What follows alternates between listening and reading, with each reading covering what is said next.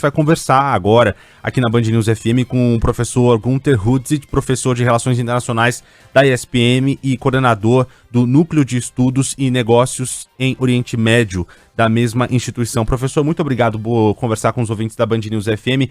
A palavra que a gente tem ouvido de analistas do cenário internacional é de surpresa dessa ação de hoje, né? O que a gente pode dizer desse ataque do Hamas a Israel sobre a inteligência do governo israelense, do exército israelense? Houve uma falha? Boa tarde, Renan. Boa tarde a todos que nos ouvem. Sim, houve uma falha gigantesca. Realmente, verdade seja dita, o Hamas se adaptou, mudou sua estratégia, nunca fez uma incursão como essa, com seus militantes invadindo o território israelense tão fundo como eles foram e recuando, levando reféns, não tem outra palavra, reféns, e matando tanta gente assim, tanto civis quanto militares nessa incursão militar. Portanto, nesse momento, Israel foi pego de surpresa. As diferenças ideológicas que estão dividindo o país nesse momento foram colocadas de lado, os reservistas responderam ao chamado do governo e as operações militares vão começar com força, muita força, acima do que foi feito até hoje, isso vocês podem ter certeza, e o número inicial já se coloca isso, né? Mais já de 190 palestinos mortos. As imagens que chegam dessa região são impressionantes. Vou descrever aqui para os nossos ouvintes áreas residenciais atingidas por esses mísseis essas bombas que foram lançadas, mais de 5.000 bombas lançadas, atingindo carros, atingindo casas, e com esses relatos, como o professor traz aqui para os nossos ouvintes, de pessoas sendo levadas, sequestradas pelo Hamas nessa ação que começou no sul de Israel, numa região muito próxima à faixa de Gaza. Professor, o senhor falava com relação à reação por parte do governo israelense. Muito embora tenha havido essa falha, que a gente pode dizer na inteligência do governo israelense, do exército, é preciso levar em consideração que a gente está falando de uma das forças mais bem preparadas, né, uma das maiores do mundo, e que, de fato, essa reação pode ser muito contundente. O Hamas tem consciência disso, porque esse ato parece, a princípio, inconsequente diante dessa força do exército israelense. O que esperar a partir de agora? Não é inconsequente.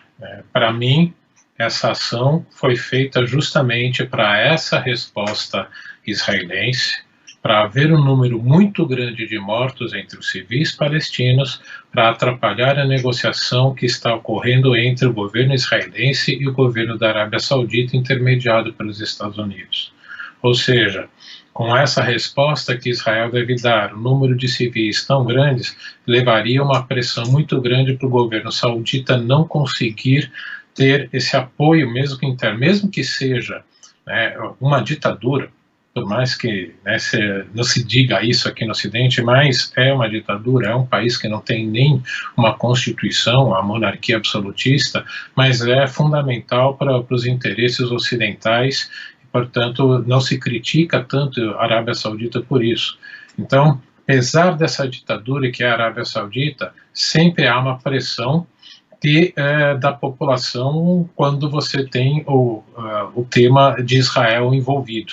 A gente não pode esquecer que a família real saudita é responsável pela guarda dos dois lugares mais sagrados para o mundo muçulmano, Meca e Medina. E por isso mesmo, você ter essa negociação entre o governo saudita e o governo israelense no momento em que você tem a morte de tantos muçulmanos, isso poderia atrapalhar essa negociação. Então essa é a minha avaliação prévia do porquê que houve esse ataque, sabendo, como você muito bem colocou, o Hamas sabendo que a superioridade militar de Israel é gigantesca. Professor, eu queria seguir nossa conversa com um contexto geopolítico, falando um pouco dessa região. O senhor apontou essas conversas entre Israel e Arábia Saudita. Eu queria que, por favor, o senhor detalhasse um pouco mais para os nossos ouvintes o objetivo dessas conversas, e mais à frente queria perguntar também para o senhor sobre o contexto atual em Israel, que não tem sido fácil para o primeiro-ministro Benjamin Netanyahu, mas a gente vai avançar um pouco mais para frente daqui a pouco. Qual é o objetivo dessas conversas entre Israel e Arábia Saudita? Estabelecer relações diplomáticas completas. porque quando a ONU, em 1947, aprovou a criação de 2 estados, tem gente que fala só de Israel, mas tem que ser lembrado, a Assembleia Geral das Nações Unidas aprovou a criação do Estado de Israel e do Estado da Palestina. Os governos árabes não aceitaram e começaram a Primeira Guerra Árabe-Israelense de 1948-49. Então, desde lá, várias guerras foram travadas entre governos árabes e Israel, e após a Guerra de 73, a Guerra do Yom Kippur, que começou no dia 6 de outubro de 1973, ou seja, literalmente 50 anos atrás, também esse ataque não foi à toa nesse dia, é que levou a derrota mais uma vez dos governos árabes, e aí o Egito reconheceu, foi o primeiro governo a reconhecer Israel. A partir de 1993, começou uma negociação entre Israel e palestinos para a criação do governo palestino, a solução de 2 estados, e com isso a criação da autoridade palestina. 94 foi a vez do governo da Jordânia reconhecer o Estado de Israel.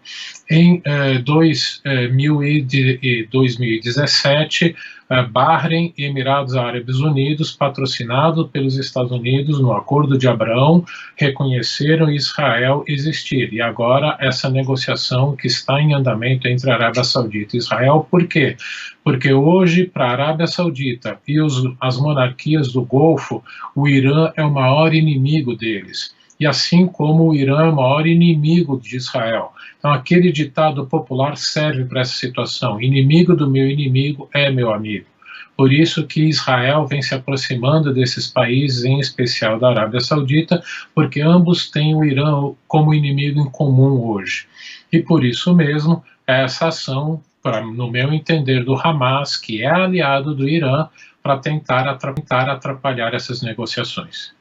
Professor, internamente, a situação de Israel não tem sido fácil a vida do primeiro-ministro Benjamin Netanyahu. Atualmente vem se construindo um governo de direita, em algum sentido até de extrema direita, com manifestações frequentes acontecendo em Israel, ataques à força do judiciário no país. Como esse conflito que se inicia, esse estado de guerra, palavras do próprio Benjamin Netanyahu, isso pode influenciar a política interna do país?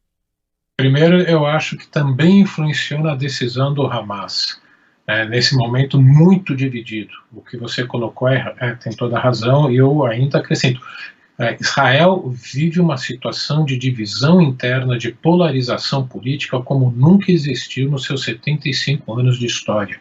Então, parecia para muita gente, e possivelmente para a liderança do Hamas, que esse país estava enfraquecido. E aconteceu o contrário, como até era de se esperar, todas essas divisões internas foram abandonadas. Isso se dá porque Israel é um país presidencialista, parlamentarista. Então, o presidente lá não tem poder nenhum. O presidente lá representa o Estado. Quem realmente manda no país é o primeiro-ministro. E esse governo, com membros de extrema direita de Israel, que não aceitam abrir mão dos territórios palestinos, um governo também que precisa de um apoio muito grande de partidos religiosos também de direita, ultraconservadores, que não aceitam também isso, vem atacando qualquer possibilidade de negociação com os palestinos. Portanto, nesse embate entre esse governo ultraconservador e um judiciário, uma Suprema Corte que limitava muitas ações do governo, do primeiro-ministro, o governo apresentou uma reforma em 3 fases para limitar essa capacidade do judiciário brecar o executivo. Então, foi aprovada uma primeira fase de que o Supremo não pode mais bloquear decisões do governo por achar não razoável a medida. Então, uma questão muito aberta, segundo o governo, o que enfraqueceria essa capacidade de pesos e contrapesos, a base da democracia, de que um poder não tem todo o poder e possa tomar todas as decisões. Então, nesse caso, em Israel, que só tem uma Câmara, não tem Câmara e Senado, só tem Câmara dos Deputados, a Suprema Corte tem papel central nessa limitação do governo. Por isso dessa tensão e por isso dos protestos gigantescos, como nunca se viu na história de Israel, acontecendo desde o início do ano, praticamente sem parar. Por isso mesmo, você tinha essa possibilidade de uma crise institucional entre Suprema Corte e governo, levando a essa divisão interna.